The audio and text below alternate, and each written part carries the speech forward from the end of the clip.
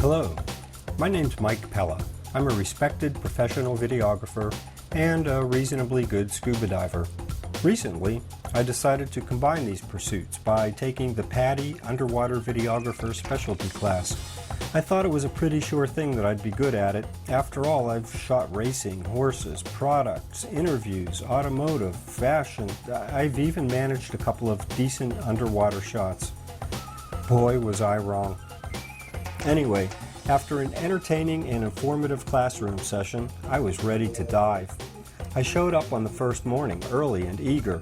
As I watched the Jack's Diving Locker crew get the boat ready for the dives, my anticipation was building. My instructor was going to be impressed with my professionalism. By the way, my instructor, Jeff Leitcher, he has almost 14,000 dives, and he shot video on about 10,000 of them. I'm not sure why I thought I could do anything that would impress him, but I was confident in my abilities and ready to shoot. I watched as my fellow divers geared up, thinking to myself, I bet they wish they had an underwater video camera. My self-confidence was about to come to an abrupt end. Now, when you take this class, there's a basic package of shots that you're supposed to get, starting with other divers' entries. My failure to get that first shot started my downward spiral.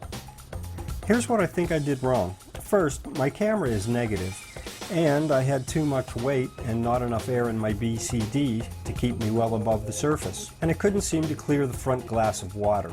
I've learned that Rain-X helps with that. As an option, I was also told that the guys who shoot surfing just spit on the lens. I decided to look for an automotive department the next day. The next problem I ran into was based on my unfamiliarity with shooting underwater with my brand new, never been used wide-angle lens. While the rule of thumb is get close, shoot up, I discovered immediately that getting close enough to the fish to even get a shot just got harder with the wide angle. As a result, I was getting a lot of shots of fish swimming away. This became my best shot. And I didn't do much better at shooting from a low angle either. The option to getting close is to use the camera zoom. Some practice topside would have reminded me this camera has a touchy zoom, and it only gets worse when you add the housing's mechanical zoom control. Occasionally, after zooming to change my framing, I was able to get a decent, though unspectacular shot. The next issue I had was falling behind the rest of the dive group whenever I stopped to shoot something. As a result, my second best shot quickly became divers swimming away. And hey, I've seen open water, so I ended up doing a lot of catch-up swimming, burning up my air in the process. I should point out that one of the most common mistakes made is the accidental recording. Always make sure you've stopped recording before you swim away from your shot. By the way, if you need stock footage of accidental recordings for any reason, I have a lot of it available. On my second dive, I discovered one of the apparent shortcomings of acrylic housings: condensation. I had opened the housing to change the camera battery during the surface interval and ended up with a fogged lens. Day 2's dives were approached with the same anticipation. I know I'll be better today, I thought, and as a bonus, I would be diving with Keller Laros, intrepid dive guide and aspiring stand-up comic. Here was an opportunity to learn the world-famous shark puppet shot. I was pumped. As it turned out, my feeble attempts were no match for the master, and I failed to get the shot. Overall, I was only slightly better on day 2. I was getting more comfortable with the camera and my buoyancy. I had taken out some weight, and I even managed to be in the right place a few times. But my best shots were still fish swimming away and diver swimming away. Let me point out a few technical issues I had with my system. First, with a wide-angle lens, it's always a good idea to zoom just a little to avoid vignetting. See the black marks in the corners? And make sure the camera and lens are aligned properly.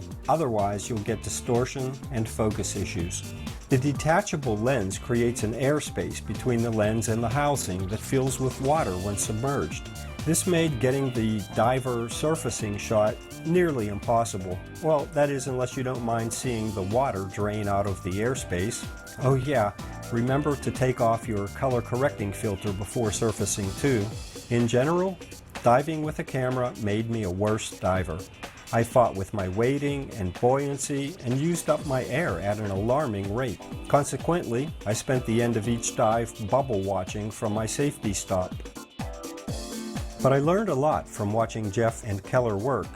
I came away with a new respect for the process and the skill required to do it right. And I learned a few new jokes from Keller, so that's a plus.